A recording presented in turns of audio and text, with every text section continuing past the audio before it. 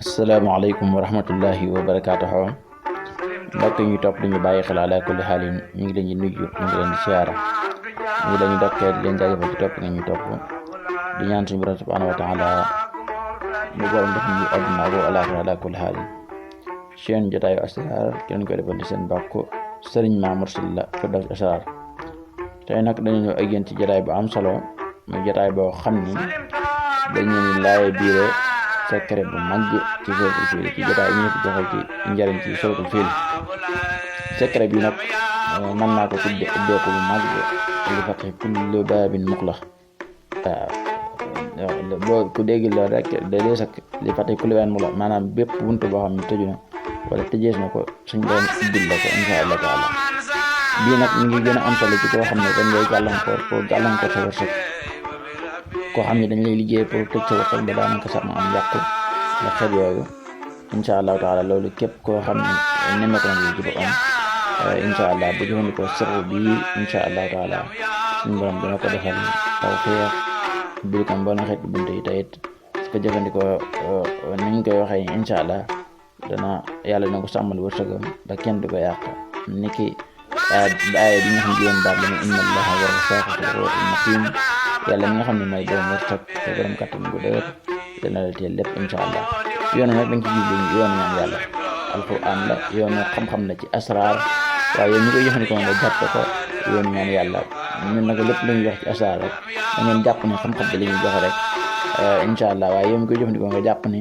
yoonu ñaan yàlla la suñu borom defal la ko insha Allah taala kon na ngay bind alam tara juróomi aaya la suratul fil aaya bu ci ne nga dugal ci benn baat ci aaya bi boo defee entre kaytan wala satin nga dugal aaya bii di nga dugal baat bi di inna allah nga bind ko 7 fois mooy juróom-ñaari yoon 7 marrat daal di bind aaya bi ci topp almijal karim bi tarlil daal di bind huwa moom ma nga xam ne moo la bëgg defal ay pexe wala bëgg réew sa mbir wala mu bëgg laa gàllankoor moom waaye huwa moom yàlla mi nga xam ni mooy rek kattan bi mo bu dee jiim ci yow rek nga bàyyi ko moom nga bàyyi ko ak yàlla insha Allah taala moom may jiim nga bàyyi ko ak yàlla dafa yàlla wattu la dafa la kaaraange nga mën a mucc ci moom insha Allah kon nga bind huwa 14 ma ngi ci yokkaat 7 bool da nga yokk 7 nga bind huwa 14 xaw ko naa ga di xeet su ko defee nga bind wa arsalan lañ tamit ababil aaya bi bind ar-rasaq boobu nga bind ko 21 boo ko carte 21 lay doon talimin tarmihim bi hijaaratin min sijil Allahu akbar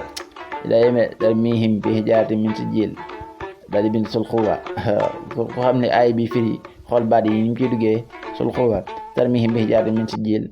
waaye wax dëgg yàlla sul xuwa booy mooy Allahu akbar nga bind ko 28 daal di dafa jàngalam kaas fi maakul bind almatin moom mi dara jaaxul suñu borom ay lépp dafa dellu suñu borom nga bind almatin 35 fois